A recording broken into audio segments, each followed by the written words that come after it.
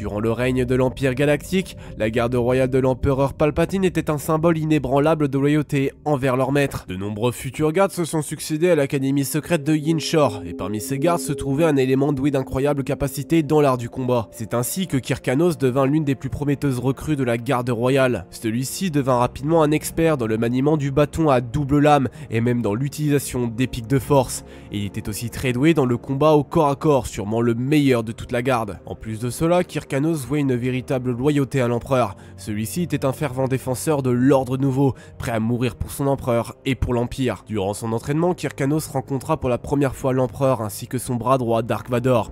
Plus tard, Kyrkanos devait confronter son partenaire et meilleur ami dans un combat à mort à la toute fin de leur entraînement, sous les yeux de l'empereur et Vador. Kyrkanos parvint à vaincre son meilleur ami, prouvant ainsi sa valeur en tant que garde, mais Kyrkanos fit une erreur. Devant le cadavre sans vie de son meilleur ami, Kyrkanos lui demanda de lui pardonner pour son geste, une chose qui ne fut pas du tout acceptée par Vador qui le défia en duel. Le Seigneur Sith n'eut aucun mal à mettre au sol le garde après lui avoir infligé une large cicatrice au visage avec son sabre laser. Malgré tout, Kyrkanos entra dans la garde et devint très rapidement un exemple pour ses frères. Après la première mort de l'empereur sur Endor, Kyrkanos et ses compagnons d'armes se retrouvèrent sans chef. Malgré tout, ils restèrent entièrement dévoués à l'idéal impérial. Durant cette période sombre pour l'Empire, Kyrkanos prit pour objectif de faire perdurer l'ordre nouveau, alors que de nombreux Moff et amiraux se rebellèrent contre les forces loyalistes impériales. Il poursuivit donc cet objectif pendant plusieurs années, jusqu'au retour de leur maître, l'empereur Palpatine, revenu d'entre les morts grâce au côté obscur et à de multiples clones de lui mis à sa disposition. Palpatine ainsi de retour,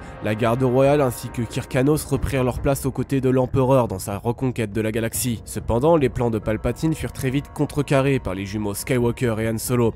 C'est sur Onderon que Palpatine fut de nouveau vaincu, mais il fut incapable de revenir, ayant été trahi par l'un de ses propres gardes, un dénommé Karner Jax. Jax avait pour ambition de devenir lui-même empereur, et pour y parvenir, il manipula tout dans l'ombre. Malheureusement pour lui, un garde royal prisonnier de la Nouvelle République avait appris sa trahison. Après s'être échappé, le garde fut attaqué par les Stormtroopers de Jax qui avaient reçu l'ordre de le tuer. Celui-ci réussit cependant à atteindre Yinchor pour prévenir l'ensemble de ses frères de la situation. Kyrkanos et ses frères n'eurent pas le temps de prendre une décision que les Stormtroopers de Jax surgirent dans l'académie. Leurs ordres étaient clairs, exterminer tous les gardes loyaux à Palpatine. Les gardes offrirent une résistance acharnée, mais les Stormtroopers se révélèrent beaucoup trop nombreux. Rapidement, tous les gardes tombèrent les uns après les autres, à l'exception d'un seul. Ayant réussi à survivre et à fuir l'académie, Kyrkanos se jura de venger la mort de ses frères et de mettre à mort le traître Karner Jax. Au même moment, Jax avait pris le commandement du conseil intérimaire de l'Empire. Celui-ci usa de meurtre et de trahison pour asseoir sa position. Cependant,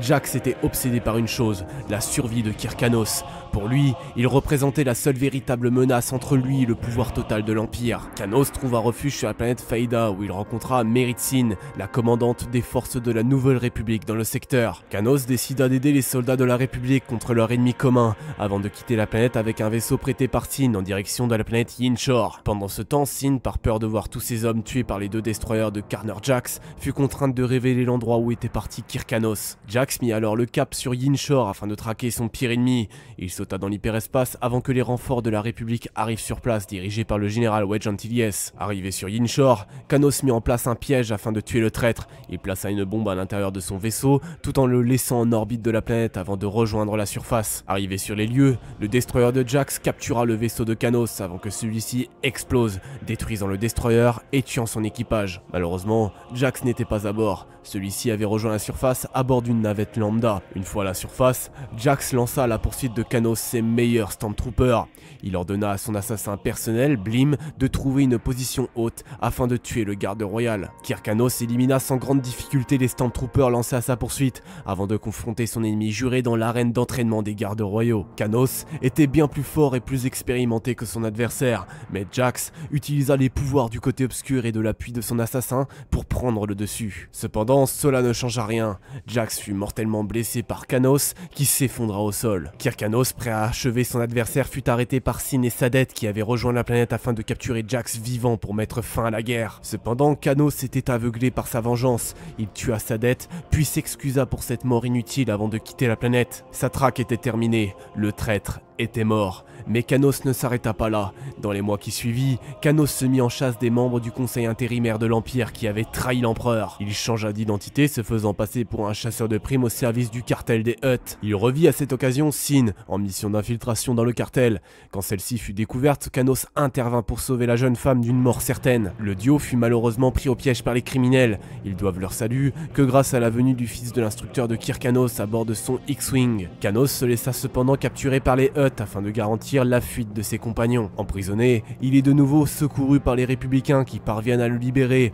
Plus tard, Kirkanos élimine le nouveau dirigeant du conseil intérimaire de l'Empire qui convoitait le trône de Palpatine.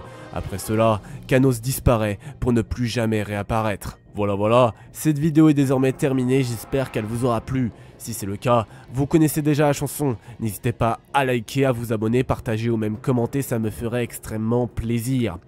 J'étais un petit peu malade pour tourner cette vidéo, donc c'est normal si ma voix n'était pas comme celle de d'habitude. Mais bref, moi je n'ai plus grand chose d'autre à vous dire. Je vous souhaite à tous une très bonne journée ou une très bonne soirée. Et surtout, n'oubliez pas que la force est avec vous. La bise tout le monde.